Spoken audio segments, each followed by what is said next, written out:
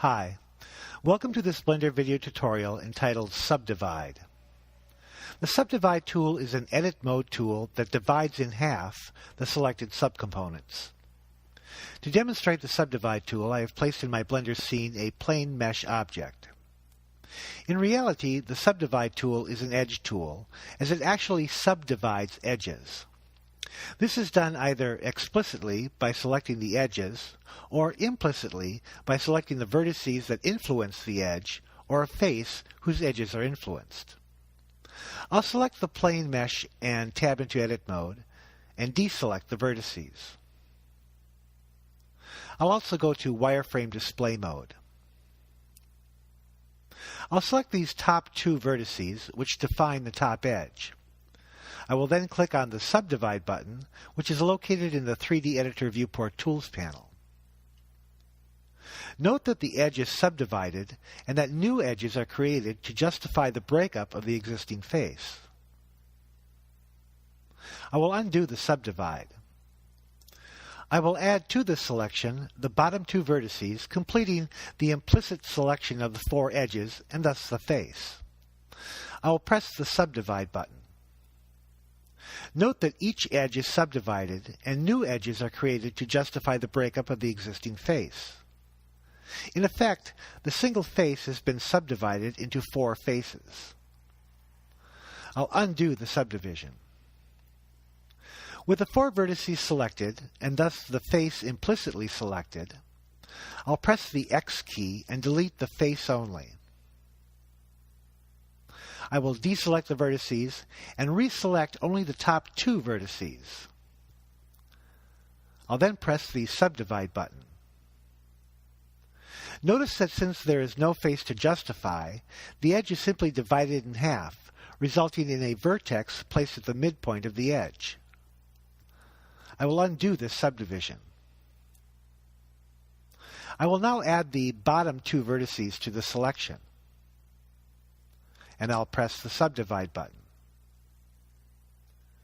Note that each implicitly selected edge is divided in half. Since there is no face to justify the division, a vertex is placed at the midpoint of each edge. I'll undo the subdivision, deselect the vertices, and then press Ctrl-Tab and select Edge Select Mode. I will select the four edges and press the F key to recreate the plane's face. I will now select the top and bottom edge and press the Subdivide button. Note that the two edges are divided in half and that there is a new edge from the midpoint of the top edge to the midpoint of the bottom edge. There is also, though in Edge Select mode we cannot see them, two new vertices as well, one at the midpoint of each edge. I'll press Ctrl-Tab and select Vertex Select, and then deselect the vertices. We can now see the two new vertices. I'll press Ctrl-Tab and select Face Select mode. There are two faces on the plane object. I'll select the right face and then subdivide it. Since there are four edges, the face is divided in half both ways, forming four faces.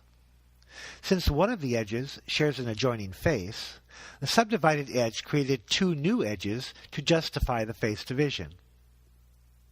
I'll select the large triangular face, which is defined by three edges. I'll then subdivide it. Each of the three edges was divided in half, creating four triangular faces inside the selection. Since two of these edges shares an adjoining face, each created a new edge to justify the division of the face. Many times Subdivide is used to create faces in a desired location so that they can be extruded into more complex shapes. I'll select these two triangular faces. I'll then press Alt-J. This converts two triangular faces into one quad face. I'll then deselect the faces and select the new joined face. I'll then press the E key, extrude, and extrude it up along the Y-axis.